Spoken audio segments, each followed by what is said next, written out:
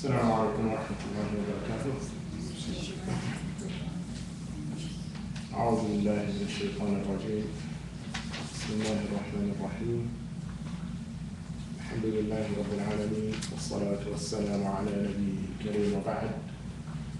رب اشرح لي صدري ويسر لي أمري واحلل عقدة من لساني يفقهوا قولي. I'd like to welcome everyone to today's gathering. It's focused on the rulings of the Eid. And I think it's appropriate for us to begin today's session with a short discussion on sighting the moon. And, as we did prior to the beginning of Ramadan, we had a brief discussion regarding the sighting of the Hilal, and we will do such today. I understand that there has been a sighting somewhere in the world, globally, that there's been a sighting or two, maybe more. But nevertheless, we have taken it upon ourselves to cite the Hilal for ourselves, which is the Sunnah. And that is something that we are adhering to, inshallah.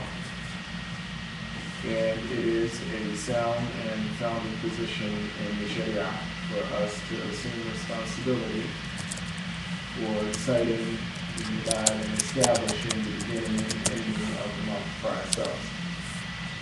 So that is our official position. We're discussing the rulings for the Eid. And when we discuss the rulings for the Eid, it's inclusive of not only the Eid al-Fitr, but it's also inclusive of the Eid al-Adha. Although really specific to the Eid al-Adha we will not discuss today. The Eid is, in fact, an act of worship. It is part of your ibadah. And this act of worship is a demonstration of gratitude and thanks to Allah subhanahu wa ta'ala. It's a demonstration of brotherhood. It's an opportunity for us to reconcile with family members or friends whom we've had difficulty with. And it's an opportunity for us to demonstrate a festive spirit. And it's important for Muslims to do that and treat the Eid as such. One of the objectives from demonstrating the festive spirit is that it's good da'wah, especially for us living in a part of the world where we are a minority. And we understand and we know that people are looking at us, and they're looking at what we do, and they're critiquing us. And it is good da'wah to demonstrate to people that Muslims aren't always rigid, that we do have fun, that we do celebrate. And it is part of the Sunnah. And you'll learn today that many of the things that the Prophet ﷺ did during the Eid is not only for the benefit of the Muslims, but it was also for the benefit of the non-believers who are observing. I'll share with you a hadith narrated by Aisha radiallahu anha. She says, that one day the Prophet ﷺ entered her home, and she had two young girls there with her, and they were singing. This was clearly the day of the Eid. So she said, Prophet ﷺ, he sat, he laid down, and he turned his face towards the wall. Shortly thereafter, Abu Bakr radiallahu anhu, Aisha's father, came in, and when he saw what was going on, he became upset. So the Prophet ﷺ sat up, and he stopped Abu Bakr, and he reminded him, he said to him, leave them. And he reminded him and Aisha radiallahu anha that that day was an Eid. And that the Eid is a day of festivity. There's a verse in Surah Al-Hajj, which is Surah 22. And the verse is verse 32, in which Allah subhanahu wa ta'ala, it's a series of verses. Allah subhanahu wa ta'ala discusses the rituals of Hajj. But in this particular verse, Allah subhanahu wa ta'ala says, أعوذ بالله من الشيطان الرجيم ذلك ومن يعظم شعائر الله فإنها من تقوى القلوب.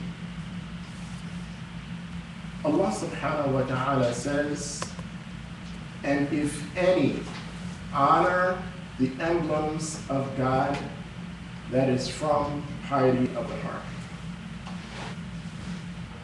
What does this mean?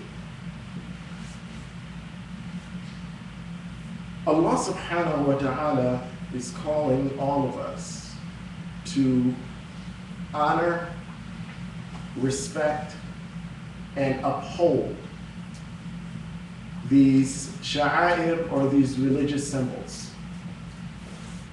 These religious symbols are inclusive of our acts of worship, our celebrations, which our acts of worship fall within, our houses of worship.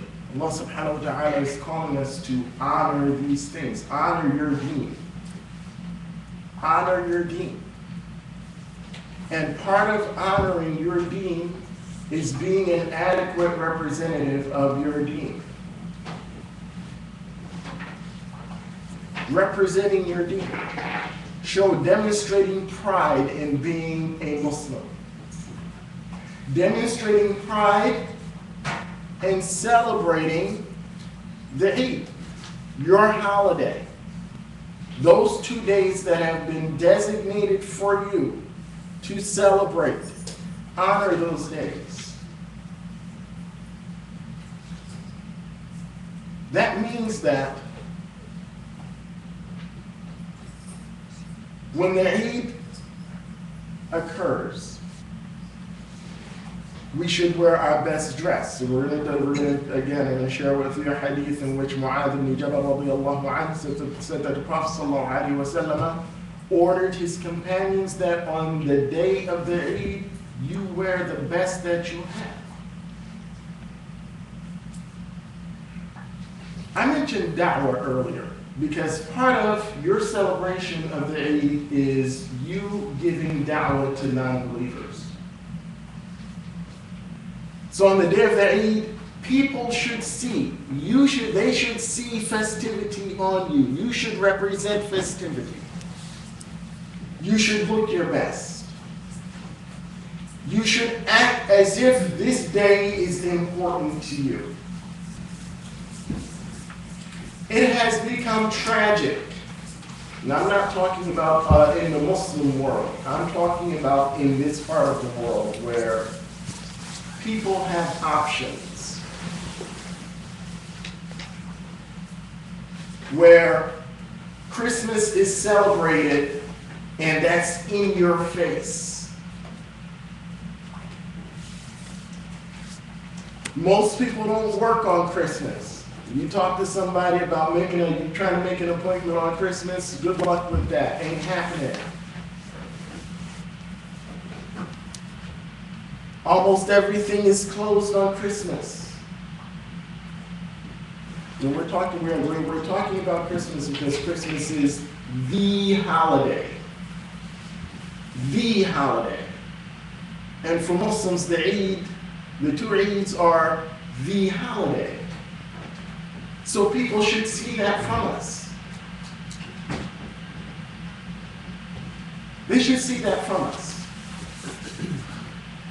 When it comes to me taking off a day, the days that I should designate have to be, my calendar should be surrounded around the Eid. Those 2 days, I should have those 2 days off. My boss should know that don't call me on these days because these days are important to me. That's part of your ta'aleem, you honoring and upholding the sanctity of those 2 days, of the 2 days of the Eid. Eid al-Fitr and Eid al-Adha. And that's your da'wah. Because people aren't going to take you seriously when you don't even take your own faith seriously. Where after some of us stumble into the Eid, and then we rush out because we got to go and chase the dollar. Nobody respects that. That, for us, that's bad da'wah. Because whether we realize it or not, we are sending messages to people. People are watching us. They're watching us. They're watching how seriously we take our deen. ذلك ومن يعظم شعائر الله فإنها من تقوى القلوب. It's a reflection on your taqwa, the state of your Islam.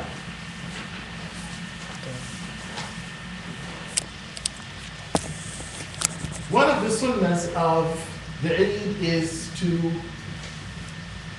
go to the Eid, travel to the Eid on one path, and return in another path.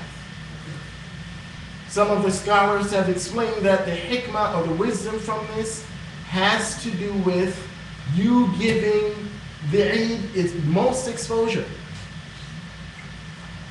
So people see Muslims coming from all paths, and they see you dressed up.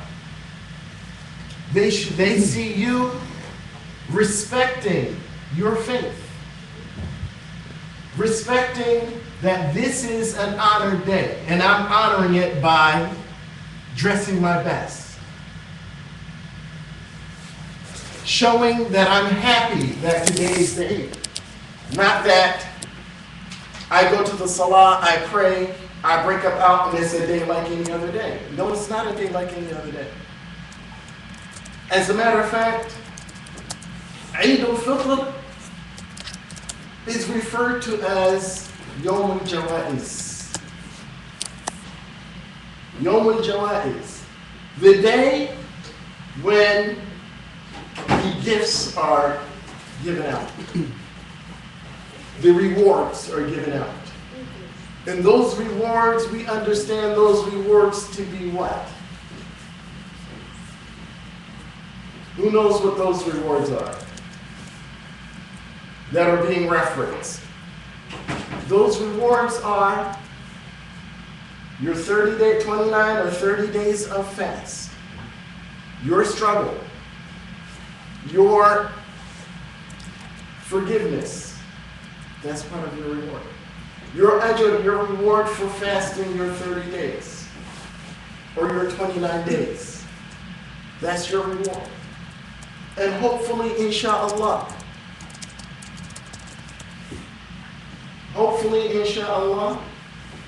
Allah subhanahu wa ta'ala has and will protect you from the hellfire. That's Yawm al-Jawaiz. That's the Eid. That's what we're celebrating. We're celebrating that success, that we've made it this entire month, and inshallah we've secured all of these good deeds. We've secured all of this. So that's part of our celebration. That's part of our joy on the day of the Eid.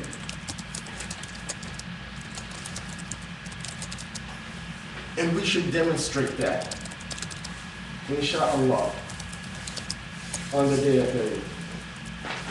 Not calling myself, I'm calling you, to remind our brothers and sisters. And it's important. It is important.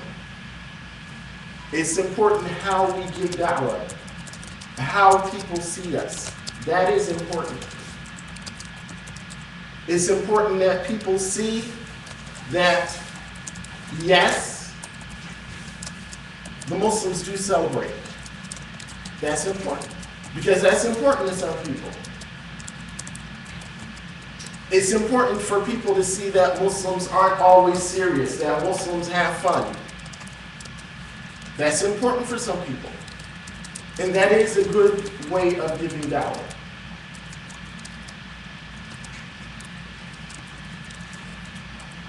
The Eid itself is sunnah mu'akkada.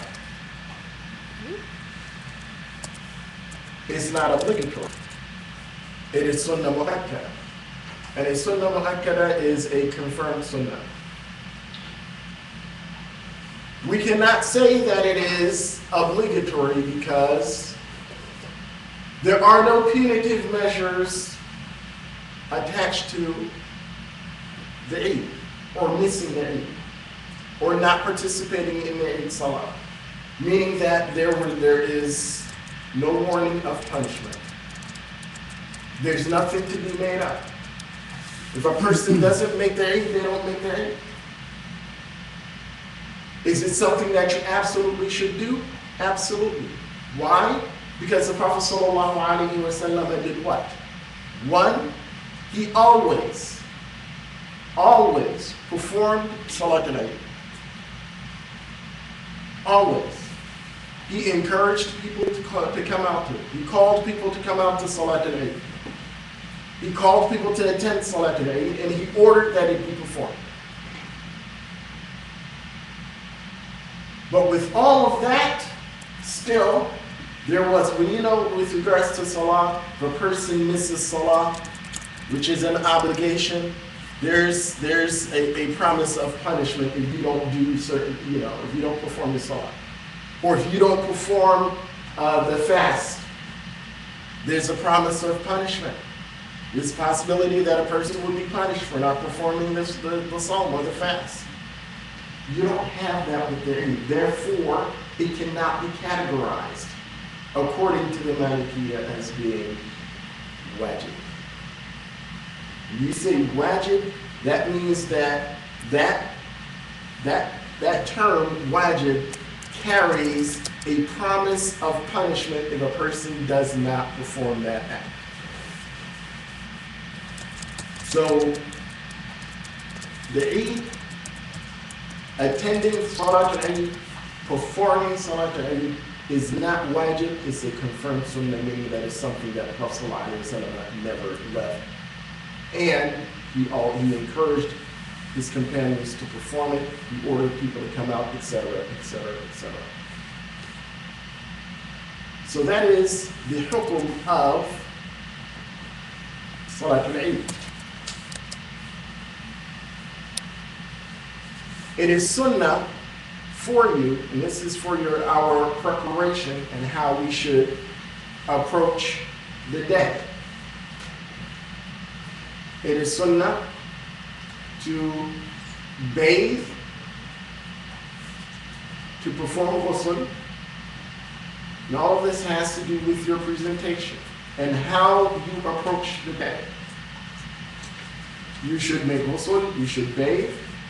And the Prophet ﷺ also tells us that if you have access to some perfume or scent, that you should do that as well.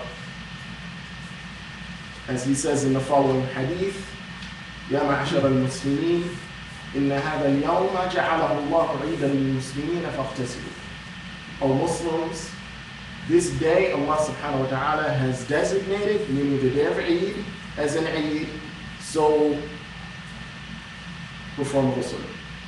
And he who has qib, he who has access to a scent, perfume or something like that, and again, all of this has to do with your presentation of self. How you're presenting yourself on that day, that you are considering this day a day of festivity and a day that is important to you. Now, when Prophet ﷺ talks about bathing, we read in the Sunnah about bathing. This is again, so we need to put things in context.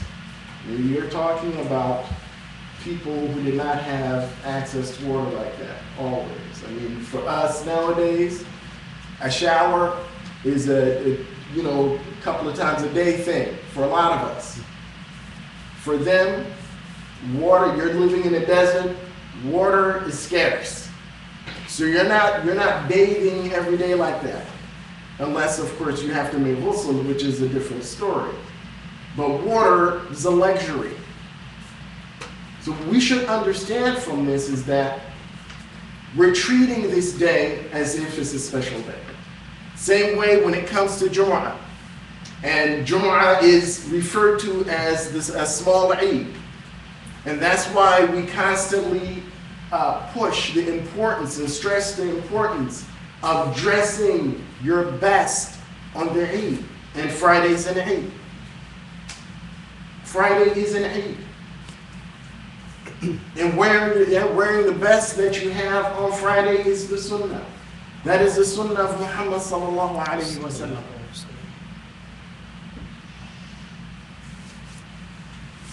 So when we hear a hadith about bathing and preparing yourself like this, again, treating the Eid with the respect that is due.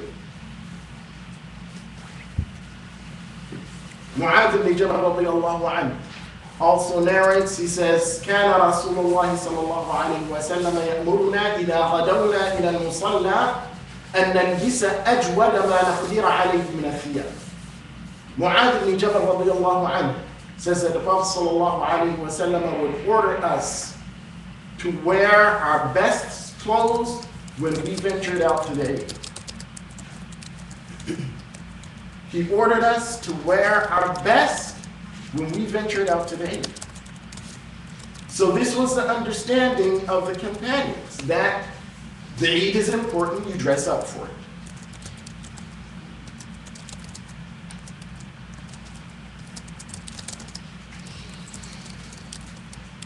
So this is something that we absolutely have to stress. We have to stress it to our families. We have to stress it to our friends. Because somehow our attitude towards the Eid really leaves a lot to be desired. And I know for some of us, we struggle with location. For a lot of us, we struggle with lack of structured activities that families look forward to. These are realities that we struggle with. We struggle with different things, reasons why we're not connected to the Eid like that. But we have to, these are our rituals. We have to connect to them, and we have to understand their importance, and we have to promote their importance, and we have to exhibit that. And I pray to Allah subhanahu wa ta'ala that He helps us with that He enables us to embrace the fullness and richness of the Eid. And as we said at the beginning, the Eid is an act of worship. And this is, again, going to the Salah, you're going to perform ibadah. The takbir that we're going to go over, inshallah, shortly, that's ibadah. That's worship. And we should, again, embrace that in that manner, inshallah. The takbirah, and all of you should have a copy of the takbirah al-Eid. It is sunnah to recite the takbirah.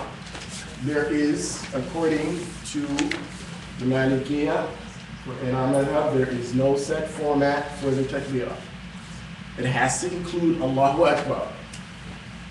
Other than that, there's no set format. That means that it is permissible for you to say Allahu Akbar, Allahu Akbar, Allahu Akbar, and just repeat that. You can say Allahu Akbar, Allahu Akbar, Allahu Akbar, La ilaha illallah, Allahu Akbar, Allahu Akbar, wa lillahi alhamd. Or you can say anything other than that, because it's all sunnah. It is all for a form of dua, and there are no restrictions with regards to that. There are no restrictions with regards to takbiratul Eid. So this whole notion that we are restricted to saying Allahu Akbar, Allahu Akbar, Allahu Akbar, La ilaha illallah, Allahu Akbar, Allahu Akbar, wa lillahi alhamd, that's not true. And that's the understanding of the Jama'ah. The understanding of the, when I say Jama'ah, I'm not talking about the Jama'ah. That's the understanding of the Jama'ah. As a matter of fact, the takbirah, the Prophet's mosque in Medina, this is it right here. This is it. This is it right here. When somebody calling, telling you that, that's this bid'ah, that's kind of funny. That's nonsense. That's nonsense. It's nonsense. The ulama have agreed that there is no set format for takbiratul Eid. So if you do either short, long, whatever you're comfortable with.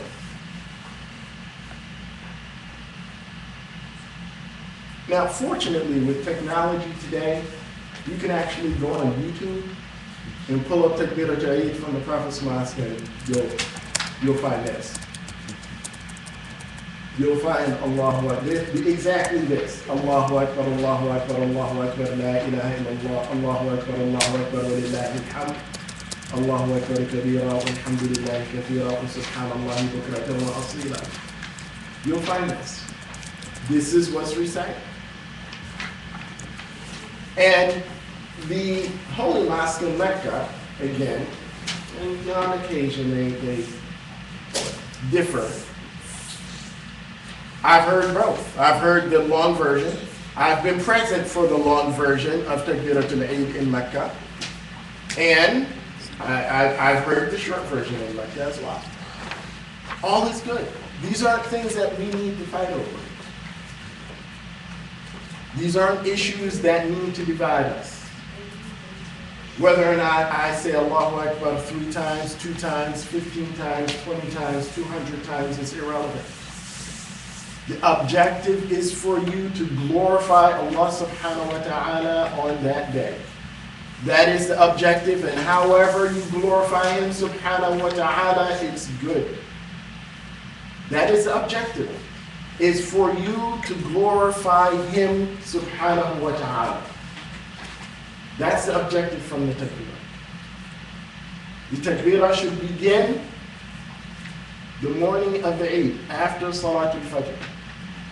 And it should continue until the Imam stands for Salah. So it is our sunnah, this should be our practice. You pray Fajr, you begin your takbirah, you can take a break, fine. When you leave your home, and you're traveling from your home to the Musalla, you should recite the takbirah. That should be the norm, because that is the sunnah. And you should get your family involved in reciting the takbirah as you're traveling to the Eid, because that is the sunnah. That is the sunnah. As you enter the musalla grounds and you have your seat, and you're going to have your seat, because if we're having the Eid at a place that it is specifically established for the Eid Salah, that is a musalla, that is not a masjid. So there is no such thing as making two sunnahs. There's no such thing as making two sunnahs, because that's not the place for that. The sunnah that we make when we enter the masjid, which is called Tahiyyatul Masjid, where you're saluting the masjid, that's restricted to the masjid. So if we're praying out in the park is not a masjid. So there's no making two sunnahs there. If we're at a banquet hall or some other facility that's not designated as a masjid, you're not making two sunnahs. You're entering, you're having a seat, and you're participating in the takbirah, the glorification of Allah subhanahu wa ta'ala. If the Eid were to be performed in the masjid, when you come into the masjid, when you make your sunnah. The sunnah is not to perform the Eid Salah in the masjid, however. The sunnah is to perform it in a designated area for the Eid. And that designated area is not the masjid, and the only time we should perform Salatul Eid in the masjid is if we don't have access to another space in which we can have our Eid. So we should continue glorification up until the Imam stands for the prayer. And when the Imam stands for prayer, he will say something similar to As-Salatu Jami'ah. And As-Salatu Jami'ah means, who knows? Gathering everybody to the prayer. Okay. Prayers in session. Yeah. As-Salatu Jami'ah.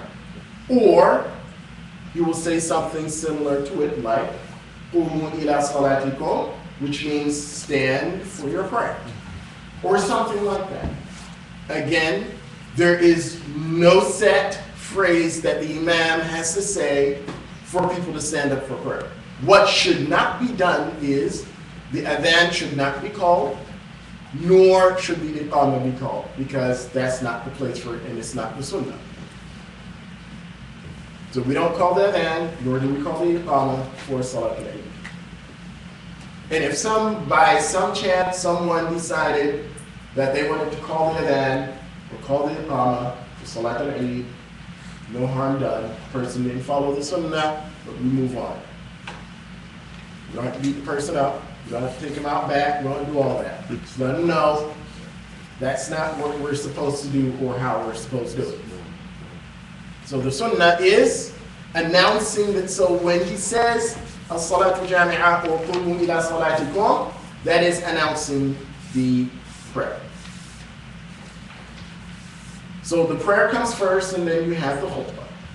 The description of Salatul Eid is as follows. Salatul Eid is 2 rak'ahs. The salah is audible, meaning that the Imam is reciting out loud. The Imam will perform 7 takbiras, including takbiratul ihram. So according to Imam Malik, there's ikhtilaf with regards to the amount of takbiras. That's not important. Some say 8, some say 6, some say 7. Imam Malik says 7, including takbiratul ihram. And takbiratul ihram is the opening takbirah of the salah. So after the Imam says Allahu Akbar the first time, then he will say Allahu Akbar 6 other times afterwards. Now, according to the Malikiyya and our madhab, after the first takbirah, you do not raise your hands. So that everyone is clear. Allahu Akbar, and you drop your hands. The next 6 takbirahs, you're saying Allahu Akbar.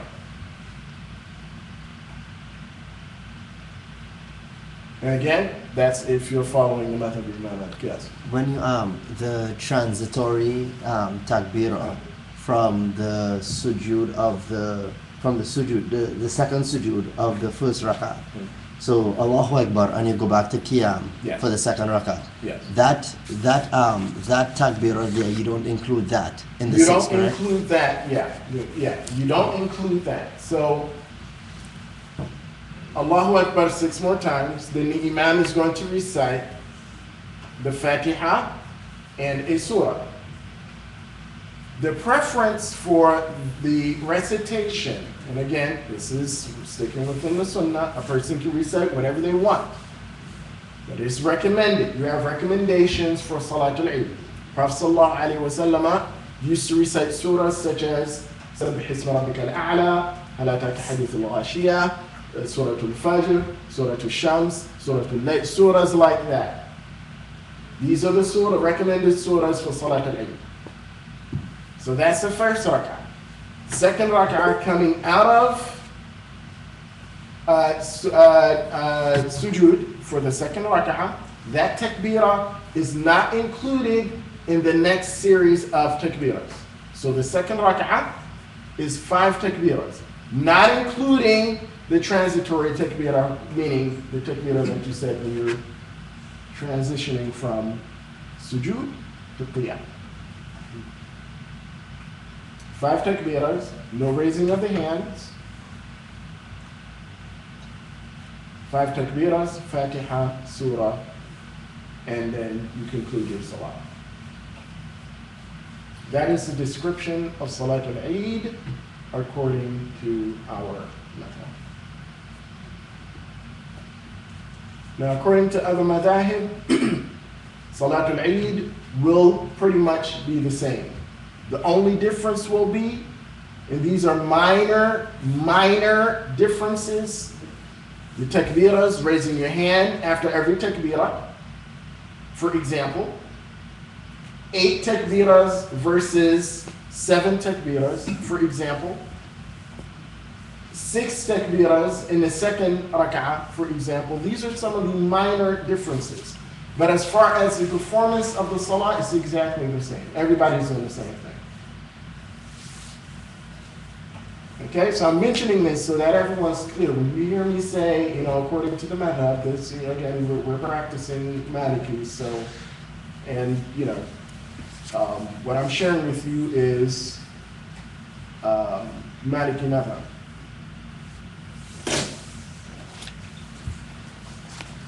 So, in other madhab, things may slightly differ, and I just wanted to point that out to you.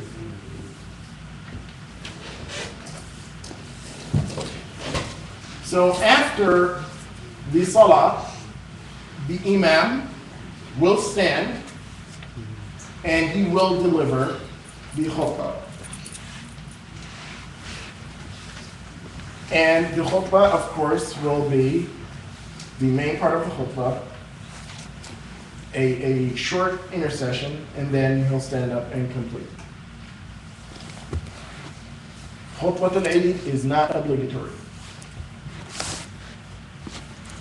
So, if a person wants to leave, they can leave. Technically, if a person does not have to give the imam their attention like that. Unlike Jum'ah. Jum'ah, you have to give the imam your full attention. Khutbah al-Eid, you don't. That does not mean that we have to disrespect our ibadah. Meaning, the imam's talking and I'm talking. We're all talking. Why don't we just all talk then? And we've had that before, where the imam is trying to convey a message, and we're conveying our own messages to each other, and we're talking, and we're laughing, and it's a big old party. It's not that type of party. It's not like that. As a matter of fact, that's disgraceful. That contradicts what Allah subhanahu wa ta'ala calls us to when He says, ذَلِكَ وَمَنْ يُعَظِّمْ شَعَائِرَ اللَّهِ فَإِنَّهَا مِنْ تَقْوَى الْقُلُوبِ. It's a contradiction to that. It's a contradiction to you upholding your faith. The khutbah is a reminder.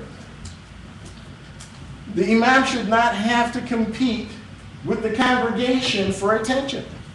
He should not have to compete with you for attention.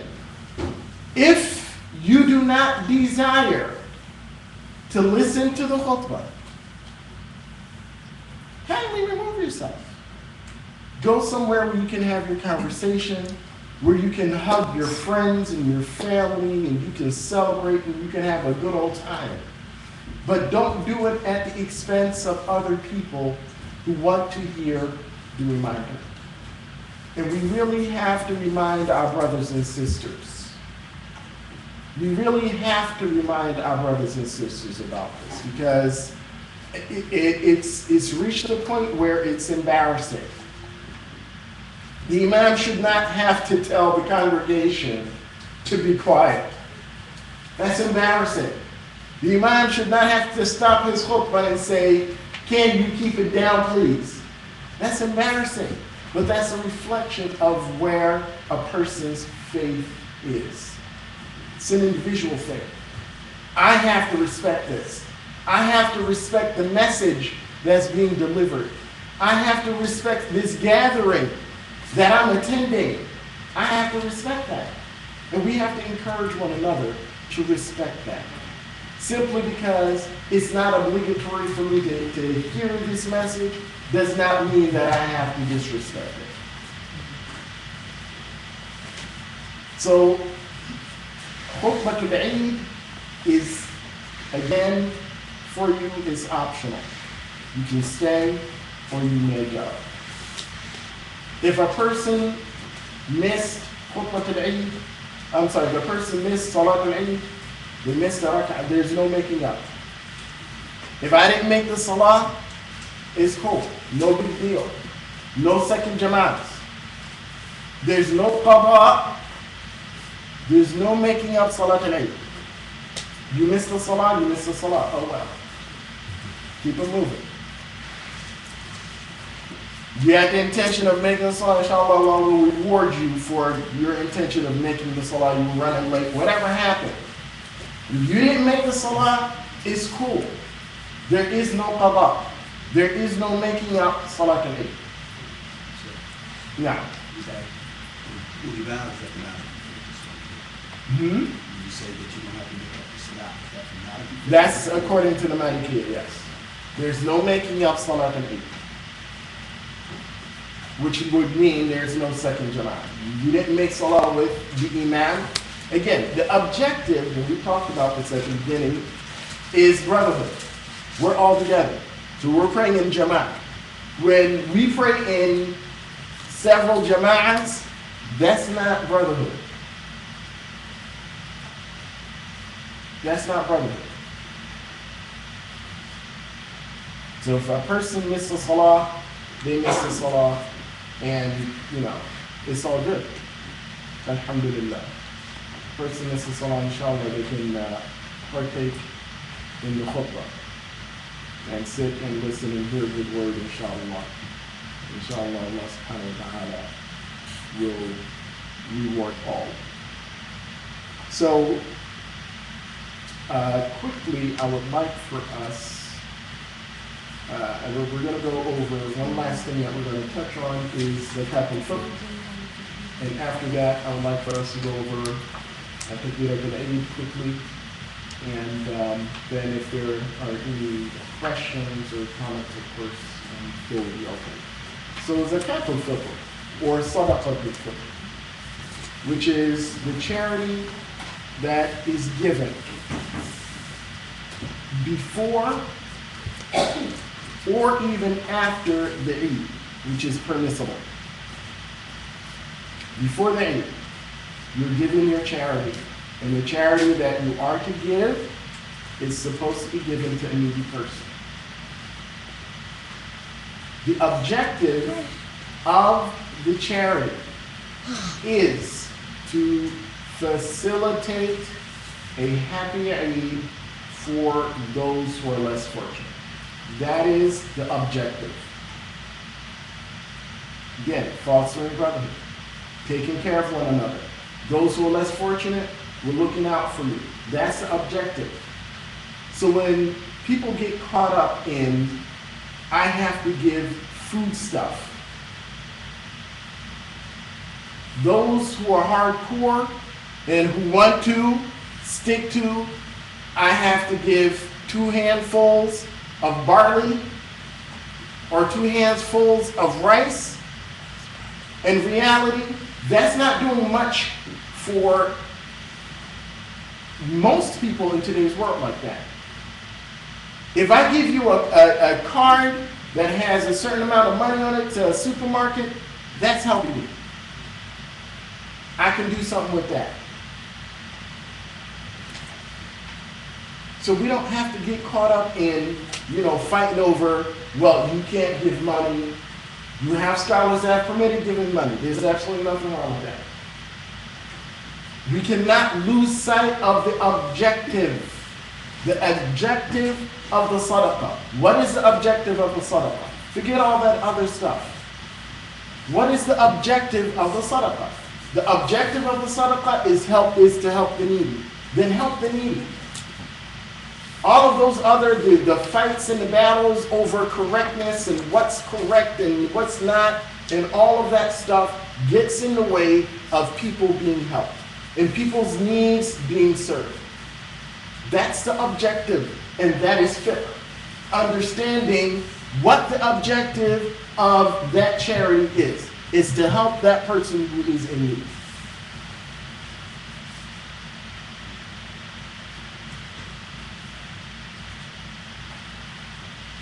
It is permissible. Okay. Alrighty. It is permissible for you to give your zakat up to 2 or 3 days prior to the Eid, but not much more before that. And it is permissible for you to give your zakat shortly thereafter the day of the Eid, not 2 or 3 days later, because 2 or 3 days later, it's like, what's the point? I wanted to have a good Eid, and you didn't help me. So, you're doing this to me now for what? So, that window is your window. 2 or 3 days before and the day of the Eid. So, zakat al-Eid or zakat al-Fitr or sadaqat al-Fitr is obligatory. It's obligatory for every person who is of age and has means. So if you are of age and you have means, you have to pay the zakat. You have to pay the zakat for yourself and anyone who is in your care. Now, a person may ask, if we have teenage kids that are in our care and they have money, make them pay. Make them pay. Don't get them in the habit of giving sadaqah. Make them pay. Make them assume that responsibility. Put that on them. Even though they're living under your roof, make them pay. Because they have means and they need to learn how to give sadaqah and the importance of giving sadaqah. The only people who are exempt from giving or paying zakat al-fitr are people who do not have it. You can't muster it. When I say you can't muster it, that means that that day you don't have it. I don't have it. I don't have it today. I don't have it the day of the Eid. I don't have it. Then that obligation is lifted from you. Now, if somebody doesn't have the means to pay zakat al-fitr, does that automatically make them eligible to be a recipient of it? No. Okay. What makes a person eligible to be a recipient of the Eid, that person cannot have the means to celebrate the Eid themselves. In essence, I don't have anything to eat. I don't have enough to go out and buy a bunch of stuff that I want. I don't have enough to eat, meaning I'm struggling like that. You know, I would like to eat on the Eid day. It's like that. Those are people who qualify first and foremost. And if we don't have people that fit that description, then of course the person that would come next. Okay, I may have something for today, but I don't have something for tomorrow. I'm good this week, but I may not be good next week. I'm unemployed, I'm not working right now, and I don't know what's going to happen. Things are up in the air for me. Those people qualify. But the people at the top of the list are the people that I don't know if I'm going to eat today. Those are the people that should be at the top of the list. Now, What about a person who electric maybe gas maybe need means or money to fulfill a need for their family so that they can eat, so that they can have electricity. A need of that nature. Do it have to be that they don't have no money to eat to provide something for their family to eat with? Could it be other needs that they could have? well, because in today's world, in order for a person to cook, you have to have gas and you have to have electric. We're not out in the wilderness with firewood and stuff like that. We're not doing that.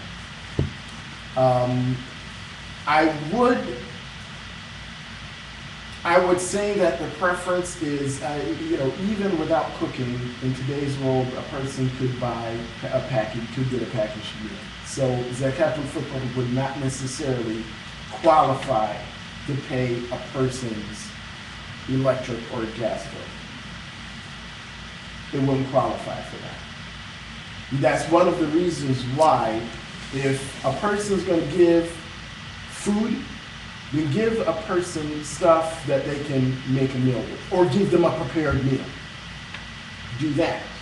Even if they don't have a way to refrigerate it, give them a prepared meal, or give them something that they can purchase the meal with, as in a gift card to a supermarket or something like that, which is acceptable. But to simply give the person money like that, it's permissible, it's okay to do that, but the niyyah should not be for the person to pay their electric and their gas bill with that. And if that's what they do with it, then mashallah, that's what they did with it. Obligation has been fulfilled, that's what they did with it, mashallah.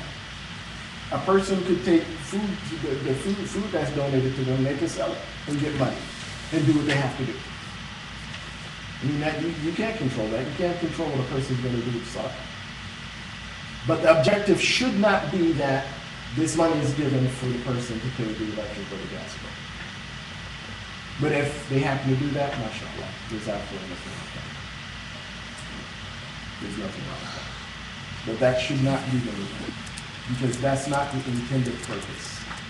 Because the likelihood, again, understanding how that works. A person's electric is off, or a person's gas is off. The day of the Eid, me giving a person a couple of $100 isn't going to do you any good. Because you're still going to be without gas, and you're still going to be without electricity. Because it's not like I can go bam and they're going to rush out. It doesn't work like that. It doesn't work like that. So, when Sadaqah is given, if a person, if it happens that that's what the person does with it, and they feel that that's what they need to do with it, then it's up to them. I can't tell a person what to do with the Sadaqah. I mean, no one can tell a person what to do with the Sadaqah. So I mean, I would say the intention should not be for that, but if that's what happens, that's what we're doing. I'm good with that. Anyone else? Okay, so we're going to go over just we don't have anything else. Again, everyone should have a copy of this.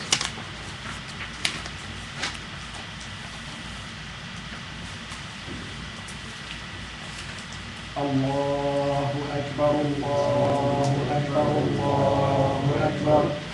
La ilaha illallah. Allahu Akbar, Allahu Akbar.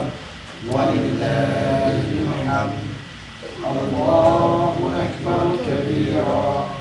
والحمد لله كثيرا وسبحان الله بكرة وأصيلا لا إله إلا الله وحده صدق وحده ونصر عبده وأعز جنده وهزم الأحزاب وحده لا إله إلا الله ولا نعبد إلا إياه مخلصين له الدين ولو كره الكافرون اللهم صل على سيدنا محمد وعلى آل سيدنا محمد وعلى أصحاب سيدنا محمد وعلى أنصار سيدنا محمد وعلى أزواج سيدنا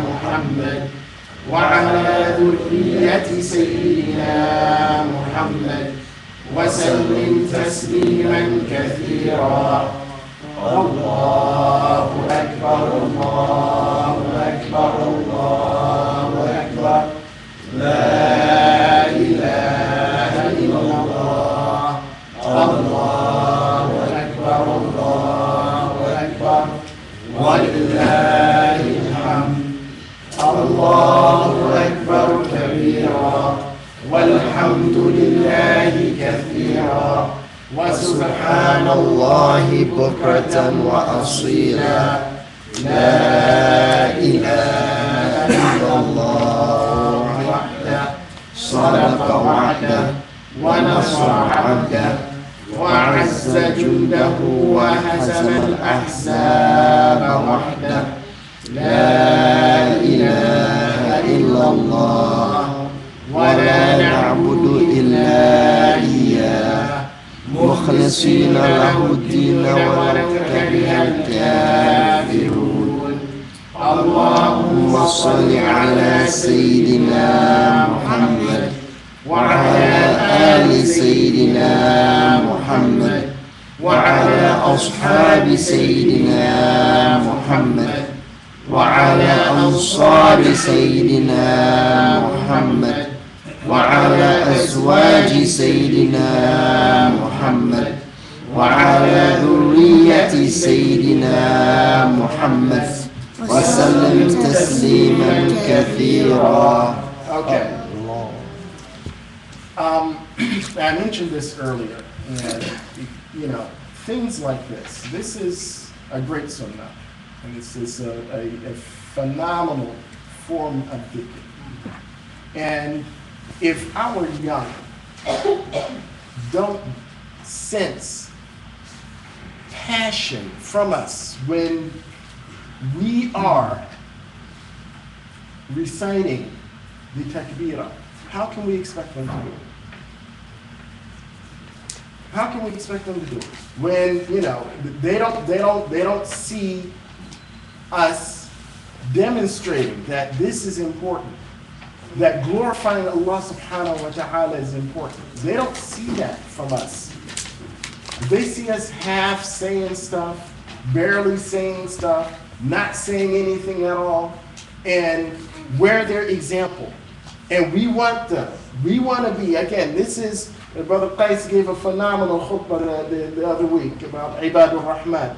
وَجَعَلْنَا لِلْمُتَّقِينَ إِمَامًا. And we want Allah subhanahu wa ta'ala to make us an example for others to follow. And those others is inclusive of our young. And if they don't sense from us that we are sincere about our faith, when Allah subhanahu wa ta'ala says, ذَلِكَ وَمَنْ يُعَظِّمْ شَعَائِرَ اللَّهِ, that fits into that. They absolutely have to see that from us. So we cannot get upset when our children don't buy into the faith because they haven't sensed, they haven't seen that passion from us.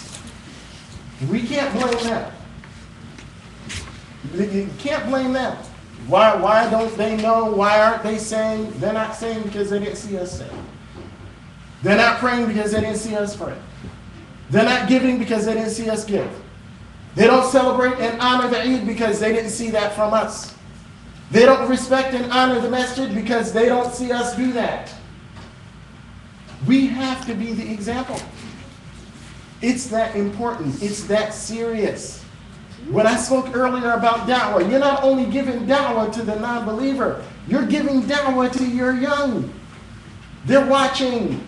If the Eid is not important, if we don't make a big deal out of the Eid, guess what? When Christmas comes around and jingle bells, jingle all the way, they'll be bopping their heads, singing along, and asking you, where's my Christmas gift? We have a Christmas gift. That's real. My Christmas gift. That's real. Because if it's not important to us, it's not going to be important to them. And for us, the reality is, brothers and sisters, we are in Darul Harb. We're a minority here. Islam is not the dominant faith in this country. So the support that other kids have in the Muslim world, our kids, they don't have that. What they have is us. We're their support.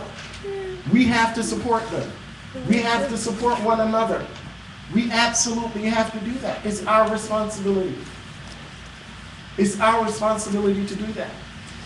At no point at Salatul Eid should somebody get up and say, give us a pep talk. Really? Somebody has to give up and give a pep talk at the Eid. Where's the Eid spirit for real? I mean, if we have to give that type of, somebody has to get up and say that, we might as well get up and say, where's the faith? Where's the Iman? Where's the Iman? Where is it?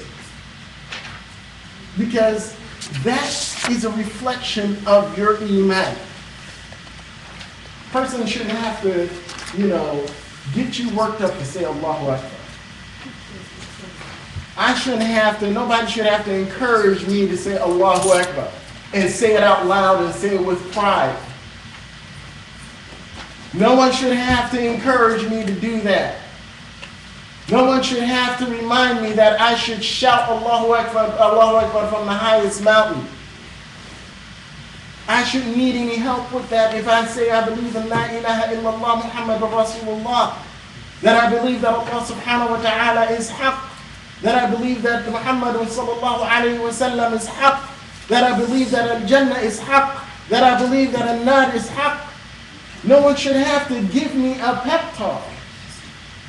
But it's like every Eid, we gotta, rile people. Come on. I don't get that. This is me. This is a personal thing. This has nothing to do with, this is me. I don't understand that. To me, I don't understand that. To me, it's like, what's that all about? I mean, we're either about this or we're not. We're either about it or we're not. And if we're not about it, then we'll act like we're not about it. But if we're about it, we will act like we're about it. This is our deen. This is who we are. We're celebrating today. Allahu Akbar. This is a great day today. Allahu Akbar. Today is Eid. Allahu Akbar. And our kids should see that. And when they see you doing it, they'll do it. Up until, of course, they reach a certain age. If we haven't done it consistently like that, they'll look at you like, yeah, all right, yeah, all right. Yeah. Okay. Allahu Akbar, Allahu Akbar, yeah, okay. And they'll go on and they'll do their own thing. And we all know that's real. Again, today is a call for us to embrace it. The Sunnah of Muhammad sallallahu alayhi wa sallam. In reality, brothers and sisters, that's all today's talk is about. If tomorrow's Eid, you will treat tomorrow like it's Eid. And we'll celebrate like it's Eid. We'll celebrate like it's Eid. And if tomorrow's not the Eid, if Tuesday's the Eid, then we'll celebrate like Tuesday's the Eid. You had a comment or question? No, I was just stating, was asking why did they, have to be, given the spirit to say Lord ain't going, even though it shouldn't have to be, because, we're supposed to get come to the lab to Allah subhanahu wa ta'ala because he's your Lord. Only. You don't need nothing else. But it's done like so many times over and over and over, They understand that they say Allahu Akbar. Okay, God is the greatest. Right? They understand that, but it's repeatedly, and sometimes they wear out through giving the laugh, right? They wear out from it, so repeatedly saying it, so they just kind of like wears them down. It ain't that they don't understand. I get it. You giving your brothers the benefit of the doubt, and I appreciate that. I really appreciate that. But the fact is that for most, it's not that. I mean, I gotta call a spade a spade. I mean, I've been present at Eids, numerous Eids. I've led the takbirat, numerous Eids. I've given a khutbah numerous Eids, and it's a problem. It's a problem. If I take a break for, round 2, 3, cool. But if I take a break and I've been sitting there and I'm just sitting there, looking around, if I can talk to the person next to me, I can say takbir till Eid. I ain't that tired. If I can waste time on my cell phone doing takbir till Eid, I can say Allahu Akbar. I'm sorry. I love my brothers, but I ain't giving you a break like that. I ain't giving you a break like that. I can't. I can't give you a break like that. And really, I get the benefit of the doubt, but spiritually, the ummah needs a shock. Spiritually, too many of us are dead. Dead. And we need to be resurrected. And something as simple as this will go a long, long, long way. We could talk about the benefits of dhikr forever. But I'm going to bring this up. The hadith with the Prophet sallallahu alaihi wasallam, he speaks of, the blessing of a setting in which Allah's name is being glorified. Understanding that takes a certain degree of consciousness. Now, do I want to be in a company of those who are in Allah's company, the angels? Or am I content with, I'm sitting next to Fulan and we're kicking it about whatever, some nonsense? That's the state of a person's heart. And that's what we have to call one another to.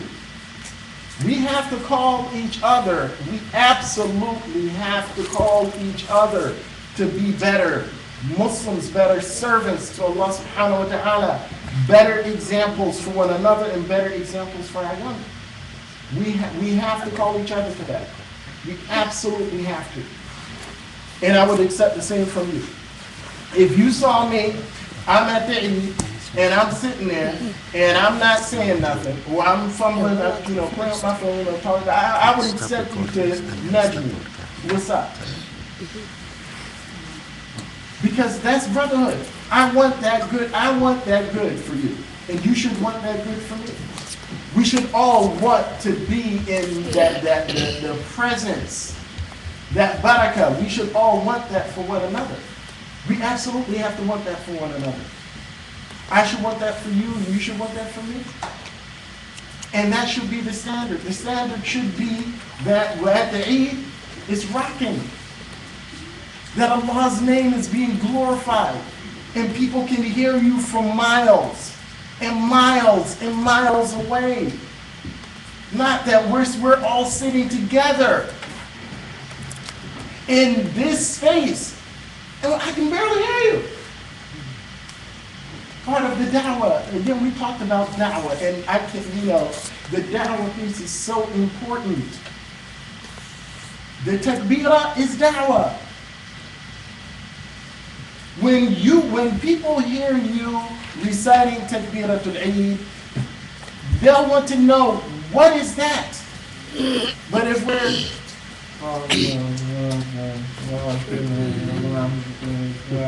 or I'm just, I mean, if I'm acting like I barely want to be there, or I can barely muster the energy to, how can I barely muster the energy to say Allahu Akbar? I don't get that.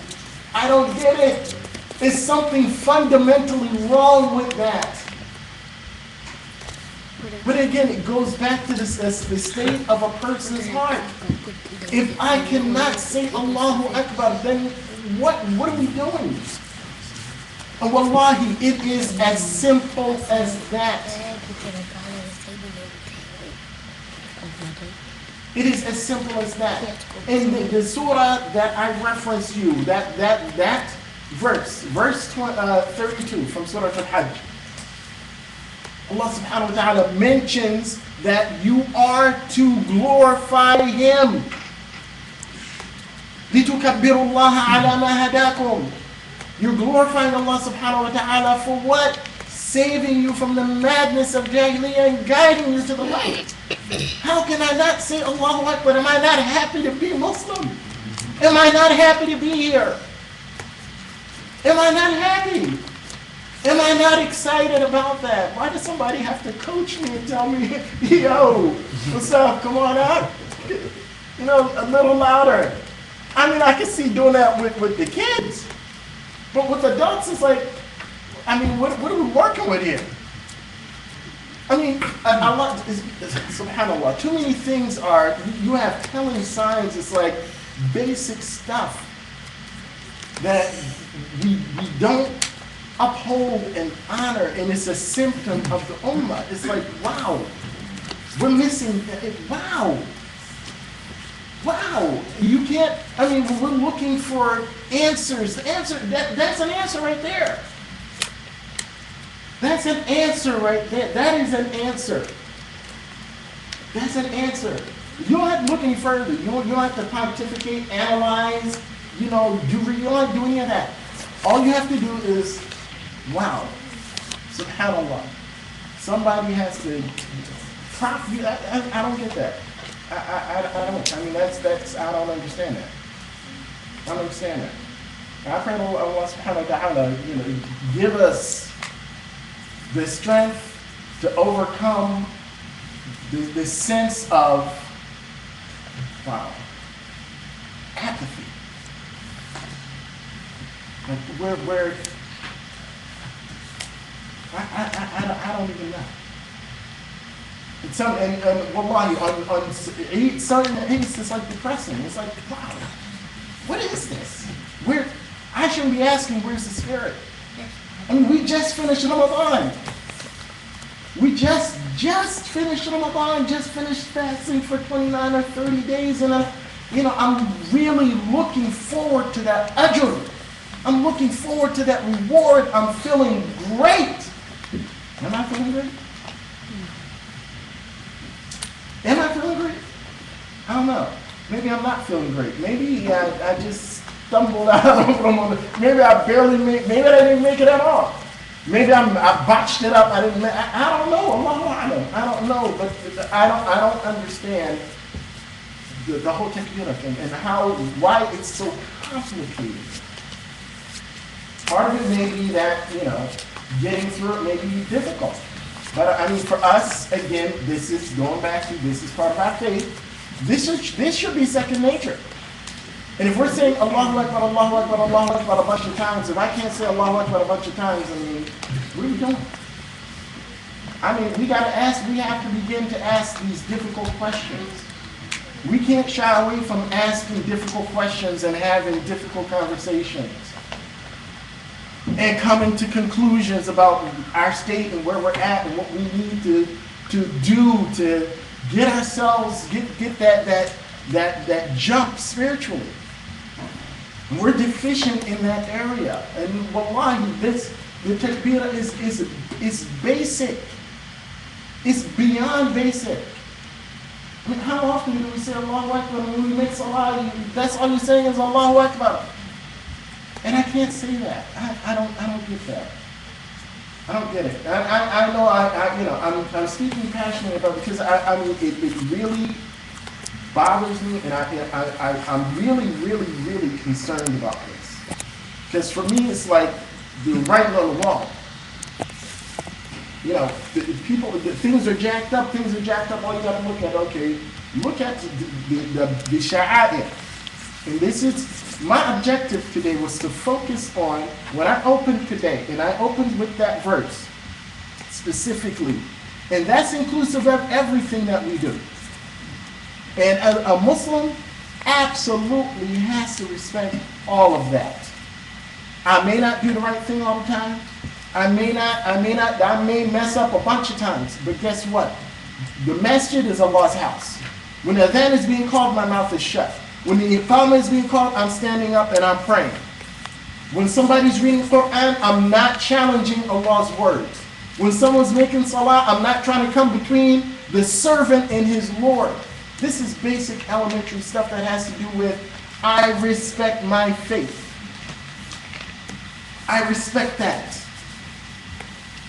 People get bent out of shape when, if I tell you, I go into this church and I can hear a pin drop and I go into the masjid and it's like a zoo. And people get upset. Why are you getting upset? Why are you getting upset? Don't get upset. Those people are demonstrating that they respect that space that they're in. That's all that it is. And it's nothing more than that. And we absolutely have to respect Allah's house. We got to respect our sha'a'ir, our rituals. We absolutely have to respect them. Because when we don't, it's a reflection on us, on what we think of Islam, on what we think of Islam. It's a reflection on us. So I pray to Allah subhanahu wa ta'ala, and I know that I'm going on and on and on and on now, but I know it's time for me to be quiet, so I'm going to stop here. Alhamdulillah. And Allah subhanahu wa ta'ala accept from us all, inshallah. And I pray to Allah subhanahu wa ta'ala that He accept our fast. It's been a fabulous Ramadan. I pray to Him subhanahu wa ta'ala that He accept from us all and that He reward us all. Inshallah, that He forgive us all our sins, and that we all exit Ramadan, inshallah, sinless. I pray to Allah subhanahu wa ta'ala that He grant us that, inshallah. أقول قولي هذا وأستغفر الله العظيم لي ولكم ولسائر المسلمين والمسلمات من كل ذنب واستغفروه إنه غفور رحيم. Are there any other questions or comments before we just wrapped up? But again, I know I took a lot of time going on and on and on about saying Allahu Akbar. But, I may have taken up some of your time, and I apologize if you had something that you wanted to add or you wanted to say, feel free. No. You were talking about giving. No. You're talking about from master giving, sometimes we'll give the money that is due. You're talking about us as an individual, or just giving it prior to 2 or 3 days before it's due? Well, no, I'm talking about zakat al-fitr. I'm not talking about zakat al-mal. So zakat al-fitr, again, it's up to the individual. If the individual knows of a family or someone that's in need, feel free to do that. So again, that's zakat al-fitr is an individual obligation. Now, the masjid acts as a facilitator. So if a person doesn't know of a family or families or individuals who are in need, then the masjid acts as a facilitator. We do collect the zakat, and we do distribute it to known needy families. Does that have to be, as you said, 2 or 3 days prior to? That has to be before the Eid or at the latest the Eid day. It can be after the Salah, that's fine. But it absolutely has to be the Eid day. Yes. $10. Yes. If you give it to the after Salah, is that still considered? Absolutely. Absolutely. The entirety of the day of the Eid. Anyone else? Yes, zakat or sadaqah, either or. Okay. Alhamdulillah, thank everyone for coming out. Inshallah, we will be breaking in about 7 minutes, I think. Maybe 12. You don't do it. Watch us move back. I'm trying to ask me if I could. Brother Rajan.